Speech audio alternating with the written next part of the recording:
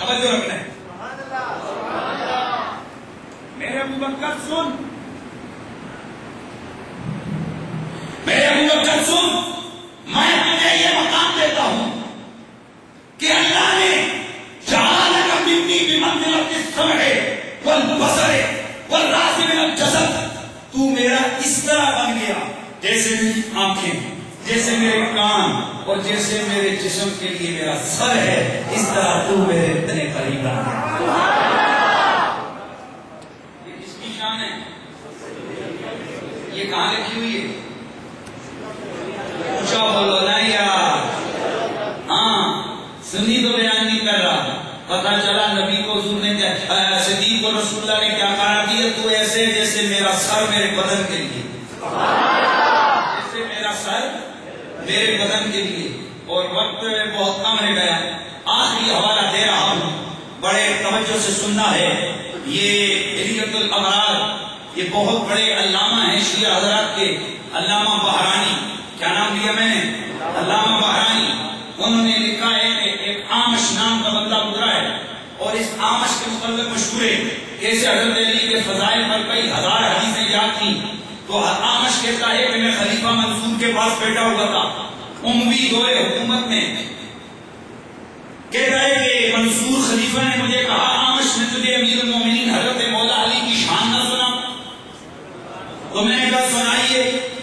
کہتا ہے کہ میں اموی حکومت میں بھاگتا پھر رہا تھا، یہاں تک کہ میں ایک بستی میں گیا، وہاں پر میں نے باجماعت نماز ادا کی. تو نماز کے دوران میں نے ایک شخص کو دیکھا کہ جس نے امامہ اس طرح پہنا ہے کہ پورے سر کے اوپر اس نے اس کو ڈھانپ رکھا ہے. تو کہا کہ میں نے اس کو نماز کے دوران اس طرح دیکھا، لیکن اچانک نماز ہی کے دوران وہ میرے سامنے تھا کہ اس کے چہرے سے اس کا امامہ نیچے گرا. تو میں ڈر گیا کیونکہ اس کا چہرہ خنزیر کی طرح اور بالکل سیاہ کالا تھا. میری نماز مجھے بھول گئی. میں نے اس کو پکڑا، میں نے کہا بتا یہ تیرا کیا ماجرا ہے؟ تو کہتا ہے مجھے روتا ہوا، میرے ساتھ روتا ہوا چلا اور مجھے لے کے گھر میں پہنچ گیا. وہاں بیٹھ کے اس نے مجھے کہانی سنائی. کہنے لگا میں مسجد کا امام تھا، توجہ ہے آپ کی، آزان بھی دیتا تھا، کبھی کبھی امامت بھی کروا دیتا تھا، لیکن آزان اور امامت کے درمیان میں 1000 دفعہ حضرت علی پہ ڈانٹتے بیٹھتا تھا، استغفر اللہ ثم معاذ اللہ. کہا کہ ایک دن جمعہ کا دن تھا، میں نے آزان کی، آزان اور اقامت کے درمیان میں نے 4000 مرتبہ حضرت علی پر لعنت کی. اللہ اکبر استغفر اللہ. کہتا ہے کہ میں پھر اسی رات کو میں نے خواب دیکھا. کیا دیکھتا ہوں کہ اچانک جنت کا دروازہ کھلا، میں جنت کے دروازے سے اندر گیا. اندر دیکھتا ہوں تو ایک دیوار کی کرسی ہے اور اس پہ ریشم کے چادر ڈلی ہیں، اور وہاں سامنے دیکھتا ہوں تو اعلان ہوتا ہے کہ علی المرتضیٰ بیٹھے ہوئے ہیں. کہا کہ پھر میں نے دوسری طرف دیکھا تو میں نے دیکھا ابو بکر، عمر، عثمان، ابو بکر، عمر، عثمان، یہ بھی تینوں بیٹھے ہیں اور ایک دوسرے سے پیار پیار کی باتیں کر رہے ہیں. تو کہتے ہیں بڑے خوش ہیں. اتنے میں نے کیا دیکھا کہ میں نے غور کیا کہ رسول اللہ آئے، ان کے دائیں ہاتھ میں حسن کا ہاتھ ہے، بائیں ہاتھ میں حسین کا ہاتھ ہے. اللہ اللہ کہتے ہیں کہ وفی یدی، میں نے سرکار امام حسین کو دیکھا کہ ان کے ہاتھ میں چاندی کا پیالہ ہے. قال النبی للحسین، سرکار نے حسین علی وقار سے فرمایا اس دن اور مجھے پانی پلا میرے نواسے. تو فسقاؤ، امام حسین نے پانی پلایا اپنے نانا کو. ثم شربا، پھر پیا، پھر فرمایا کہ اے میرے بیٹے حسین، یہ جو بیٹھے ہوئے ہیں ابو بکر، عمر، عثمان، اللہ کی آواز آئے، ابو بکر، عمر، عثمان، انہیں بھی پلا پانی، انہیں بھی پلا. کہتے میں نے دیکھا انہوں نے پانی پلایا. پھر فرمایا کہ علی کو بھی تو پلا. پہلے 3 کو پلایا، پھر چوتھے کو پلایا. سبحان اللہ. پہلے 3 کو پلایا، ابو بکر، عمر، عثمان، پہلے 3 کو پلایا. پھر چوتھے کو بلایا، بتا دیا کہ خلافت کے لیے صدیق کو بٹھایا، ابو بکر کو بٹھایا، عمر کو بٹھایا، عثمان کو بٹھایا، یہ پہلے تین ہیں، چوتھا علی ہے۔ اللہ اللہ کہا، اب سنا کہا جب چوتھے کو سرکار علی کو بلایا تو سرکار نبی پاک نے میری طرف اشارہ کیا، کہا اس کو بھی پلاؤ۔ تو امام حسین آپ نے عرض کی، نانا اس کو پلاؤں؟ یہ تو روزانہ ہم پر ہزار مرتبہ لعنت بھیجتا ہے، اور نانا آپ کو پتا ہوگا کہ اس نے آج 4000 دفعہ میرے بابا علی اور مجھ پر ہم پر لعنت کیے، سرکار پتا اس کو پلاؤں؟ اللہ اکبر۔ سرکار غصے میں آئے، یہ کہتے ہیں وہ موسم کہتے ہیں آپ غصے میں آئے، متر متوجہ ہو کے فرمایا، بھائی تو کیوں علی پہ لعنت کرتا ہے کہ وہ منی وہاں من ہو، وہ مجھ سے ہو میں اس سے ہوں، اس پہ لعنت کرتا ہے، انا من ہو تو وہ منی، وہ مجھ سے اور میں اس سے ہوں۔ علیہ لعنت اللہ، علیہ لعنت اللہ، علیہ لعنت اللہ، اللہ کی تجھ پہ مار، اللہ کی تجھ پہ مار، اللہ کی تجھ پہ مار، 3 مرتبہ حضور نے فرمایا۔ پھر فرمایا غیر اللہ مامکا من نعمت وصفد وجہکا وخلقکا وخلقکا حتی تکون عبرتا لما سواکا۔ آقا نے پھر فرمایا اللہ تیری نعمتوں کو تبدیل کر دے، تیرے چہرے کو کالا کرے، تیری شکل کو بگاڑ دے، تاکہ اوروں کے لیے بھی عبرت کا نشان بنے کہ تو میری اہل بیت کو برا بھلا کہتا ہے۔ کالا فانتہبت من نومی، تو اس موسم نے کہا اے خلیفہ منصور میں اپنی نیند سے بیدار ہوا تو بس پھر کیا تھا، میں نے دیکھا کہ فَإِذَا رَآ رَأْسِي، میں نے اپنے سر کو دیکھا تو راز خنزیر، وہ خنزیر کی طرح تھا، میرا چہرہ خنزیر کی طرح تھا۔ یہ آپ کو نظر آ رہا ہے، بس یہ بغض اہل بیت کی مار ہے۔ یہاں تک بغض اہل بیت کا معاملہ سر آنکھوں پہ تسلیم ہے کہ جو بولے کائنات کو برا بھلا کہے وہ جہنم کا کتا، وہ لعنتی ہے۔ لیکن ایک بات تو اس روایت سے پتہ چل گئی، ہدیت الابرار کی اس روایت سے پتہ چل گئی، ابو بکر بھی جنت میں ہے، عمر بھی جنت میں ہے، عثمان بھی جنت میں ہے، اور انہیں پانی پلانا میرے حسین نے شروع کیا۔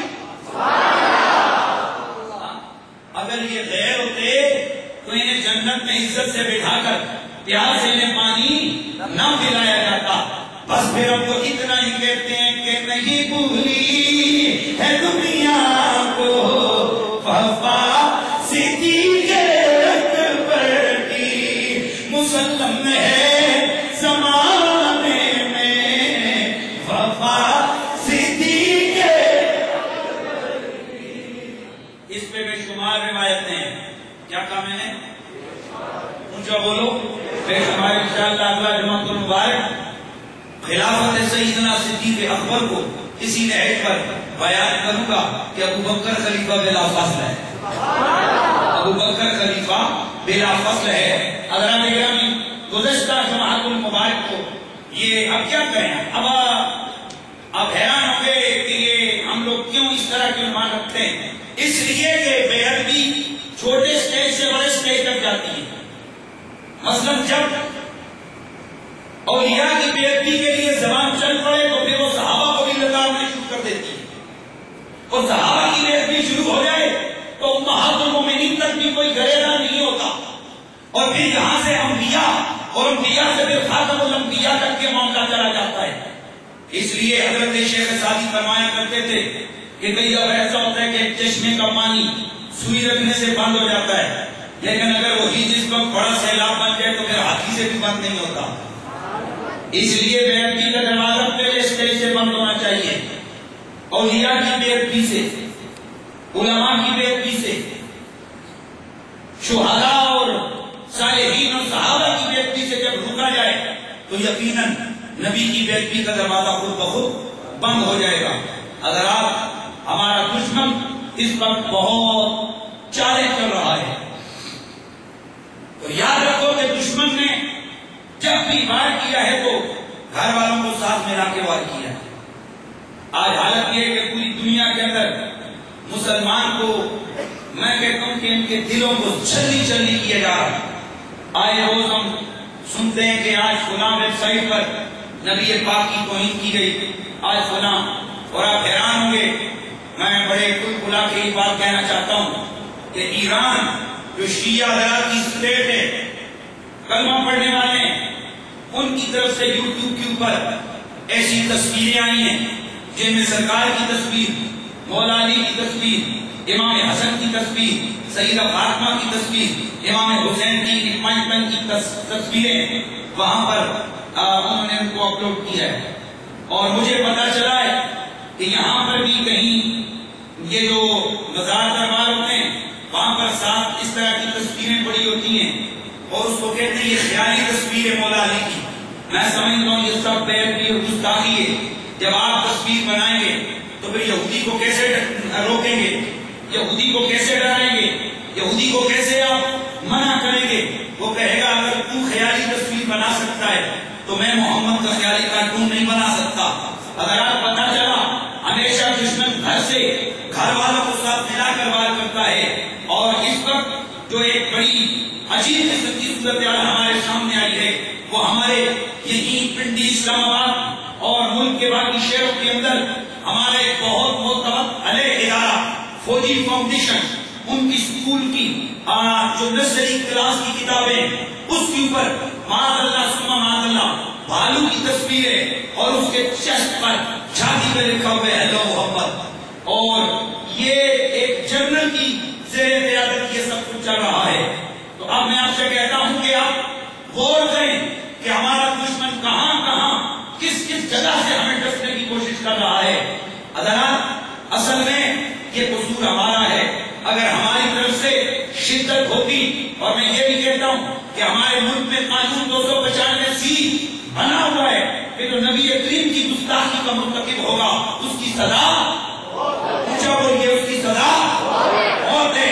لیکن افسوس کہ یہ قانون اس کا صحیح استعمال نہیں کیا جا رہا، اور یہ جو سیاسی دباؤ میں آ کے یا لالچ اور پیسے میں آ کے جس وقت تفتیش ہوتی ہے تو مجرموں کو چھوڑ دیا جاتا ہے۔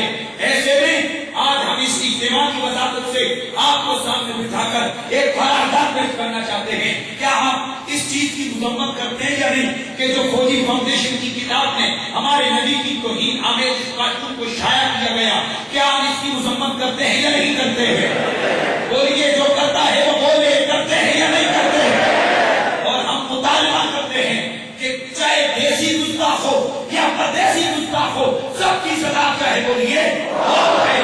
اور ہم حکومت وقت سے کہتے ہیں کہ اس سے پہلے کہ یہ لاوا پھٹے اور یہ لوگ قانون کو اپنے ہاتھ میں لے لیں، تمہیں چاہیے کہ قانون کو متحرک کرو اور اس گندے اور اس خلیص کام کے مرتکب لوگوں کو خود بخود سزا دو، وگرنہ کوئی نہ کوئی غازی مرید حسین پیدا ہو ہی جائے گا، کوئی نہ کوئی عامر چیمہ پیدا ہو ہی جائے گا۔ حضرات ایسے میں ہم اور کیا کر سکتے ہیں سوائے کے کہ دنیا کی مہذب قوموں کا ایک یہ بھی انداز ہے کہ وہ اپنی نفرت کا اظہار احتجاج کرتے ہوئے کرتے ہیں، اپنی نفرتوں کا اظہار باہر نکل کے کرتے ہیں۔ تو اسی حوالے سے میں نے گزشتہ جمعۃ المبارک کی نشست میں اعلان کیا تھا کہ آج پورے اہل سنت کی طرف سے سرکار کی گستاخی، اسرائیل کے فلسطینی قافلے پر حملے اور پاکستان کے اندر یہ مختلف گستاخانہ حوالوں سے یہ جو کارروائیاں ہو رہی ہیں، اس کے خلاف آج عظیم الشان ریلی نکالی جا رہی ہے، جس میں انشاءاللہ جمعے کی نماز کے بعد یہاں سے میرے دوست جائیں گے۔ گزشتہ جمعہ میں نے دیکھا یا میں بابا جی کو دیکھ رہا تھا، شاید ابھی مجھے نظر نہ آئے، آپ نے بھی دیکھا ہوگا، معذور تھا یار، معذور بابا، اب اسے میں دیکھ رہا ہوں، اس کو دھکے بھی لگ رہے ہیں، لیکن اس کا نعرہ باقی سب کے نعروں سے بلند تھا۔ آپ حیران ہوں گے، میں دل ہی دل میں سوچ رہا تھا کہ اگر یہ بابا نہ تھا تو کیا تھا، یہ معذور ہے اور معذوروں کو تو نماز فرض بھی معاف ہے کہ وہ جماعت کے بغیر پڑھ سکتے ہیں۔ آخر کون سی وہ طاقت تھی کہ جیسے گرمی میں چلا کے مری روڈ میں لے کے آئی؟ یقیناً ہر بندہ یہ سمجھتا ہے کہ حب مصطفیٰ کی گرمی ہے، کہ عشق محمد کی وہ میں کہتا ہوں کہ گرمی اور آگ ہے کہ جو معذوروں کو بھی اٹھا کے لبیک یا رسول اللہ کی صدائیں لگانے پہ مجبور کرتی ہے۔ میں گلا اسی میں نہیں کرتا، بہت سارے لوگوں کے کام ہوتے ہیں، ان کی اپنی مصروفیات ہوتی ہیں، لیکن اتنا تو سوچ، کیا نبی کی ناموس سے بڑا کوئی کام ہے؟ کیا رسول اللہ کی عزت اور ناموس کے حوالے سے اور وہ اب کچھ نہیں کر سکتے، کیا ہم باہر نکل کر احتجاج بھی نہیں کروا سکتے؟ اس حوالے سے پچھلے جمعے والا میرا اعلان ہے، میں اپنے دوستوں سے کہوں گا کہ زیادہ سے زیادہ ہماری روڈ پہ نکلیے، دنیا کا میڈیا دیکھ رہا ہے، تاکہ دنیا کو پتا چلے کہ اس وقت ابھی تک مسلمان اس وار سے اور ضرب سے یہ دکھ رہے ہیں کہ اور آئے دن یہ جو گستاخیاں ہو رہی ہیں ان کے خلاف ایک متفقہ لائحہ علماء اہل سنت کی طرف سے پیش کیا جائے گا۔ اس حوالے سے آپ بعد نماز جمعہ یہیں سے باہر نکل کے گھروں کو جانے کی کوشش نہ کریں، گاڑیاں اگر ساتھ لے کے آئے ہیں تو بسم اللہ، وگرنہ میں آپ سے کرایہ بھی نہیں کہتا، میں فقیر خود جیب سے لگاؤں گا، میں گاڑیاں کروں گا، بیٹھے جائیں، اور واپسی میں بھی جو آنا چاہے وہیں پہ مری روڈ پہ ہمارے دوست کھڑے ہوں گے، جو آنا چاہے تو وہیں پہ گاڑیوں کو لائیں گے، ان کا کرایہ بھی ہم دیں گے، آپ سے 1 روپیہ بھی نہیں مانگتا، ہاں اگر محبت اجازت دے۔ میں ٹائم کی بات نہیں کر رہا، میں اور کچھ بات نہیں کر رہا، میں کہتا ہوں اگر محبت اجازت دے تو بسم اللہ، آؤ ہمارے ساتھ چلو، واخر دعوانا ان الحمدللہ۔